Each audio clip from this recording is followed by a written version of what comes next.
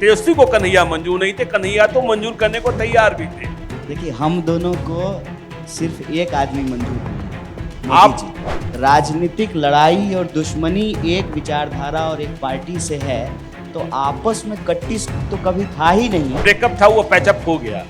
Breakup तो हुआ ही नहीं है। हम तो कहते हैं कि आप भी हमारा साथ दीजिए इन भाजपाइयों को हराने में जो बिहार को बदनाम करते हैं। आपने प्रश्न किया कि कट्टिस हो गया है। कट्टिस क्या दोस्ती में बदल गया? कट्टिस तो चल ही रहा था। कन्हैया को तेजस्वी मंजूर नहीं थे, तेजस्वी को कन्हैया मंजूर नहीं थे, कन्हैया तो मंजूर करने को तैयार भी थे।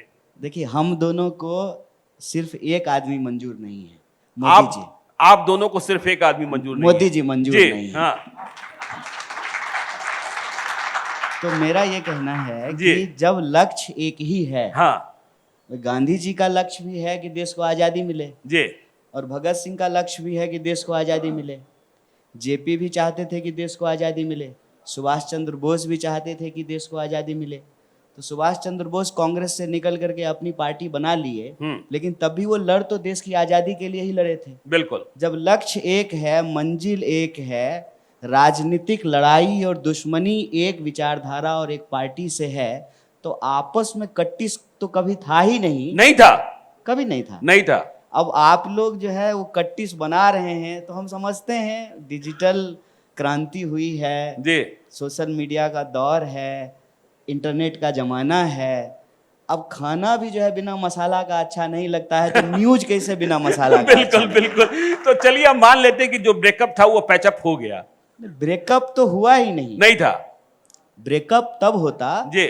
जब मान लीजिए कि तेजस्वी जी मुख्यमंत्री होते और हम जो है कॉमर्स कॉलेज में पढ़ रहे होते, बिल्कुल। तब अपने मुख्यमंत्री से सवाल पूछ रहे होते, उनका पुतला जला रहे होते। वो भी लीडर ऑफ अपोजिशन हैं और सरकार जो है हमारे प्रदेश की और देश की, उसके खिलाफ लड़ रहे हैं। हम भी जो है एक अपोजिशन पार्टी के कार्यकर्ता हैं, मेंबर हैं, हम भी उसके खिलाफ लड़ रहे हैं। तो हमारे आपस में लड़ाई का तो सवाल ही नहीं है। हम तो कहते हैं कि आप भी जो है बोले कि बिहार की मिट्टी में पैदा हुआ इंसान देशद्रोही नहीं हो सकता है, तो ये बिहार का अपमान किया है भाजपा ने। हम तो कहते हैं कि आप भी हमारा साथ दीजिए इन भाजपाइयों को हराने में जो बिहार को बदनाम करते हैं, बिहार को गाली देते हैं, बिहार के बारे में जो है एक गलत नज़रिया जो है, परसेप्शन जो है वो देश में फैलाने की कोशिश करते हैं।